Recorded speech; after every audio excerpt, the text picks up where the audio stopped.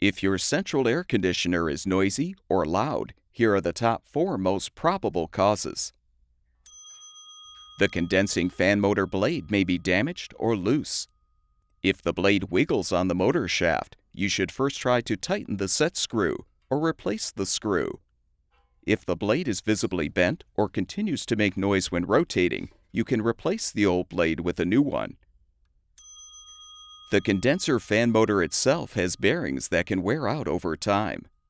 If rotating the fan blades produces a noise, the motor will need to be replaced.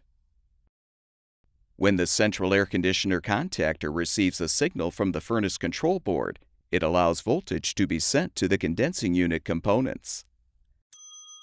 A contactor that is failing may make a buzzing or chattering sound.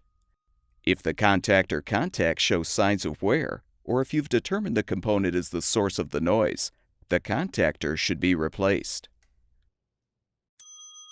The compressor, which pumps refrigerant through the condensing unit, can become loud or noisy as it ages.